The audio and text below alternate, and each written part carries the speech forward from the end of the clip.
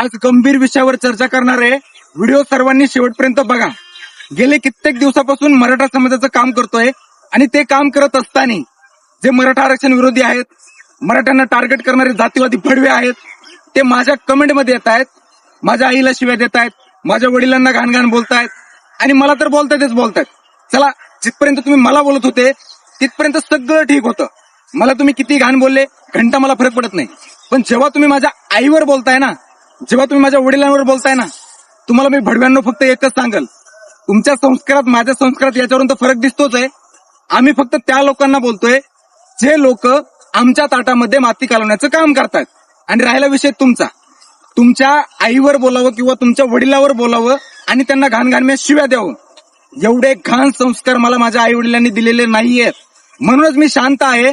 पण शांत आहे याचा अर्थ असा होत नाही संत आहे. गेले काय माहिती का, संयमाची भूमिका घेतोय तर मला संयमामध्ये राहू द्या. तुम्हाला जेवढ्या शिव्या येत आहेत ना, तुम्हाला खोटं सांगत नाही मी आणि मी गावखेड्यातलाय, बीडचा आहे ते. तुम्हाला बीड तर तुम्ही जिल्हा ऐकलाच आहे. अशा घाण शिव्या मला पण येतात ना, तुमच्या कानातून रक्त पडल, डायरेक्ट पेट्रोल डिझेल वतू मग. त्याच्यामुळे मी एकच सांगल, संयमाने राहतोय, संयमाने राहू द्या.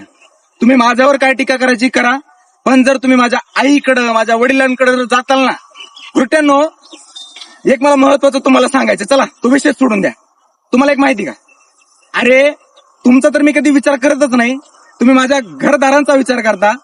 तुमच्याबद्दल माझ्या आयुष्यामध्ये तुमची व्हॅल्यू काय माहिती का, तुम्हाला ना तर मला पायाच्या चपली खाली बी मी ठेवत नाही माहिती का. एवढी घाण तुमची लायकी माझ्या आयुष्यामध्ये कुठेच नाहीये. त्यामुळं नालायक अवलादींनो, फुरट्यांनो, गांडीमध्ये जर एवढीच मस्ती आहे ना, जर झिरवायची एवढीच तुम्हाला लयच जर खाजाला असेल ना, त्यामुळं कमेंटमध्ये काय भुकता, या कमेंटमध्ये काय भुकता. अरे हरामखोरांनो, तुम्हाला जर तुमच्या नेत्यांना बोलला एवढा राग येतो ना, मग आम्हालाही राग येतो ना. आमचं तर हक्काचं आहे आणि ते मिळवायचं असताना जर तुम्ही आमच्या आई वडिलांवर बोलत असाल ना, हे कुठंतरी थांबायला पाहिजे. एकत्र राहतोय, एकत्र राहायचंय आणि त्यासाठी आम्हीच पुढाकार नाही, तुम्ही सुद्धा घ्यायला हवा. जय शिवराय, जय शंभूराज.